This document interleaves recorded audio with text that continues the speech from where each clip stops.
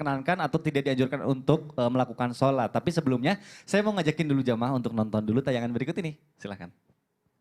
Penetrasi ke dalam pemerintahan terkait bagaimana birokrasi, bagaimana aset, manajemen ASN, dan tadi kita diskusi dan juga termasuk barang dan jasa, ini termasuk tadi yang dibahas adalah aset. Jadi pada prinsipnya bahwa tadi sebenarnya jadwal juga penindakan juga datang ya. KPK penindakan juga datang karena memang pendampingan kita ini bersamaan dengan pencegahan dan penindakan. Jadi ini lebih komprehensif. Ini tadi kita pembahasan masalah terkait banyaknya aset-aset pemerintah yang digugat oleh oknum-oknum tertentu. Ya Allah, semoga masalahnya segera cepat terselesaikan. Itu negara saya. Betul, sama kita juga. Daerah saya. Sulsel. Sulsel, oh iya Sulsel ya Sulawesi Selatan. Masya Allah. Ya mudah-mudahan masalahnya segera cepat terselesaikan. Nah ini menarik nih untuk dibahas nih, saya mau ke Ustadz Syam nih. Yeah. Ustadz Afwan Yeah. nih, ini kita bicara menyangkut sengketa tanah yang mana terdapat tempat ibadah sebagai umat muslim. Nah ini menurut pandangan Islam bagaimana hukumnya ketika kita sholat di tempat yang bisa dikatakan itu adalah tanah sengketa nih. Mohon penjelasannya guru nih, Baik, silakan. saudara Tabi Guru Ustadz Maulana, Ustadz Haridwan, Mas Mikdad, serta guru-guru kami yang dimuliakan Allah Subhanahu wa Ta'ala. Repot juga sebenarnya kalau kita mampir sholat lalu kita nanya dulu. Betul, gak mungkin kayaknya ya. Ini tanah sengketa ini bukan? tanah sengketa bukan masjidnya. Kira-kira ada yang bisa jawab gak ya panitia masjid? Gak tahu Juga ya. nggak tahu saya. Apalagi kalau masjidnya udah bertahun-tahun didirikan Betul, gitu ya. betul. Kita udah anak cucu, mungkin udah cicit kita. Kita udah Betul. nggak tahu di surat-surat masjidnya, surat-surat tanahnya Betul. segala macam. Maka subhanallah memang ada satu riwayat barang siapa merampas tanah daripada pemiliknya diharamkan sholat di dalamnya. Diharamkan sholat di dalamnya. Kemudian dalam riwayat yang lain dikatakan tidak ada masjid kecuali pada tanah wakaf. Tidak ada masjid kecuali pada tanah wakaf. Maka berbeda pendapat ulama. Ada yang mengatakan bagaimana kalau tanah sewa?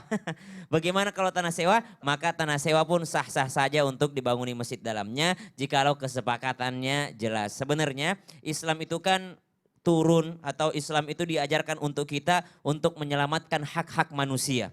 Jadi bukan hanya hak sebagai seorang muslim ya, tapi hak-hak manusia seutuhnya. Baik dia muslim, baik dia non muslim, semuanya diatur di dalam agama kita. Bagaimana kita memberikan hak kepada orang lain, bagaimana kewajiban kita terhadap orang lain. Jadi kalau misalnya ada orang serta-merta, udah nggak apa-apa rampas aja tanahnya. Kita kan mau untuk kebaikan ini, untuk masjid. Maka itu yang tidak boleh. Merampas tanah orang lain lalu niatnya untuk bangun masjid, maka tidak boleh. Suatu ketika ada seorang yang datang kepada Sayyidina Umar bin Khattab melapor, wahai Amirul Mukminin, wahai Umar, tetanggaku itu diambil tanahku sedikit. Diambil tanahku, dia pindahin patok tanahnya. Lalu Sayyidina Umar bin Khattab datang, mana coba diukur ulang. Oh ternyata betul bergeser patok tanahnya. Maka dikasih tahu, kamu tuh bergeser patok tanahmu. Apa kata dia? Ayolah cuma setengah meter doang, ayolah cuma sedikit doang nih. Apa kata Sayyidina Umar bin Khattab? Memang yang terlihat adalah sejengkal, tapi yang tidak terlihat 7 lapis ke tanah, 7 tingkat ke atas. Jadi 7 lapis tanah ke bawah itu kita mengambil hak orang lain, maka itu semua akan dikalungkan di hari kiamat. Ini berbahaya sekali masalah pertanahan ini. Jadi kalau ada seperti tadi, maka yang dilaporkan jangan lapor kepada Ustadz, laporkan kepada Kementerian Pertanahan. Laporkan kepada pertanahan dulu. Ini tanahnya tanah sengketa. Karena kita mah muslim mah sholat-sholat aja gitu ya. Kita nggak pernah tahu bahwasanya bagaimana kita akan sholat di sebuah tempat yang mana tanah itulah tanah sengketa. Namun jikalau kita ketahui bahwa ini adalah tanah rampasan, ini adalah tanah milik hak orang lain, lalu dipaksa untuk membuat masjid, maka jangan sholat di dalamnya. Karena dia adalah sesuatu yang dipaksakan, mengambil hak orang lain lalu membangun masjid di atasnya, maka ini sama aja kezaliman. Walaupun untuk kemaslahatan umum gitu ya. Tapi kalau jelas, nah barulah kita boleh sholat di dalamnya. Memang hukumnya berbeda-beda.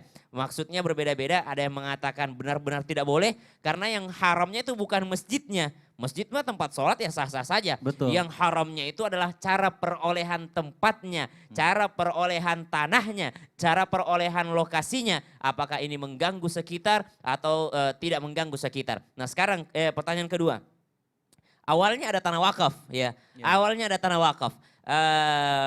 Anggaplah 100 meter persegi. Tiba-tiba jamaah makin banyak.